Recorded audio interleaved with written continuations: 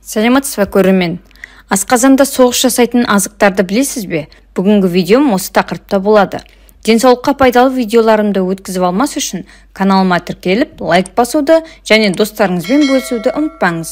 Өмірде түрлі қайшылықтар болатын сияқты адам ағзасына түскен азық-түліктердің де үйлеспей қалатын жағдайлар кездеседі. Екі қошқардың басы бір қазанға сыймайды демекші, асқазанымыз кейбір тағамдардың одағын құптай бермейді. Эндокринолог, диетолог дәрігерлер мына жағдайларды ескеруге шақырады. Какао мен сүт. Какао ұнтағының 2 қасығын ыстық сүтке салып дайындауды классикалық рецепт деп есептейсіз ғой. Алайда медициналық тұрғыдан алғанда сүттің орнына суды пайдалану әлде қайда дұрысырақ. Себебі какао кальцийдің сіңірілуін шектейтін шавел қышқылынан тұрады. Осылайша адам ағзасы сүттің негізгі пайдасынан құр қалады, ал кейбір науқастар үшін аурудың асқынуына алып келеді. Какао мен сүт несеп тас ауруы бар адамдарға зиянды екен деп жазады Ауырмаңыз газеті. Сүт майы какао құрамындағы оксалаттардың сіңуін күшейтеді, ал бұл дәл осы аурудың басты себебі. Ақ нан мен жем немесе тосап.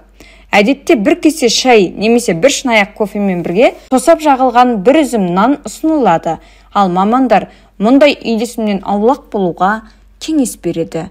Ақ нандағы тазартылған бидай ұнында жылдам қорытылатын көмірсулар өте жоғары, ал мұндай нанның бір бөлігіне жем немесе тосап жағу арқылы ағзаға түсетін көмірсулардың үлесі 2 есеге артады, және бұл қандағы қант деңгейінің жоғарылауына әкеп соғады. Екінші типті қант диабетінің семіздіктің дамуына, сондай-ақ асқазан шек жолдары мүшелерінің қабыну процестерін тудыруы мүмкін. Егер сіз шай үстінде бутербродсыз болмайды десеңіз, онда ақ нанды қара нанмен, ал жемді ірімшікпен алмастырған дұрыс. Сүт пен кебек. Сүт пен кебектің ең пайдалы ботқа екенін көпшілік кәміл сенімді. Бірақ медициналық сарапшылар бұл өнімдерді бірге қабылдауға қарсы. Себебі кебектің құрамында фитин қышқылы бар. Ол сүттің құрамындағы кальциймен және магниймен байланысып, ерімейтін қосылыстарды қалыптастырады. Нәтижесінде пайдалы минералдар ағзаға қолжетімсіз болады, және де сіңірілген тағамның қорытылуы қиындайды. Тауық және бауыр. Дәрігерлердің айтуынша, тауық пен бауырды бір уақытта жеуге болмайды. Мысалы, тауық сорпасы мен екінші тағамдарды бауырдан жасалатын салатпен бірге жеуден аулақ болыңыз. Бұл екі тағамды бірге қабылдауы керек деп жазады Ауырмаңыз газеті. Өйткені тауық етінің құрамындағы мырыш және бауырдағы B9 витамині бір-біріне сіңуге кедергі жасайды. Сондай-ақ тағамның қорытылуы процесін қиындатады. Пицца мен газды сусын. Біз үнемі асығыспыз, бәріне үлгеруге тырысып жүгіріп жүреміз. Түскі асты асықпай ішу мен кешкі асты да әзірлеуге уақыт тапшы болғанда газды сусынның бір бөтелкесімен пицца сатып ала қоясыз. Эндокринологтар бұл тамақтану өте қауіпті дейді. Бұл өнімдердің үйлесімі ағзаға өте зиянды.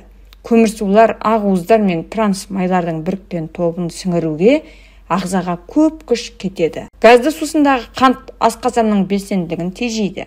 Салдары тамақтан кейін ауырлық сезім мен іштің кебуі, және пицца мен газдалған судың құрамындағы көмірсулардың жоғары болуы жалған аштық сезімін тудырады және күшейтеді.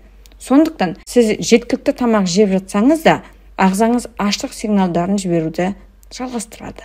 Және мұндай кешкі астан кейін қандағы қант деңгейі қауіпті шегіне жетеді.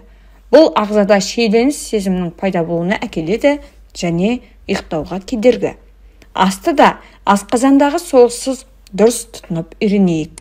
Бүгінгі видеом осымен аяқталды. Видео ұнаса лайк басып пікір жазуды және достарыңызбен бөлісуді ұмытпаңыз. Келесі видеоға дейін сау болыңыздар.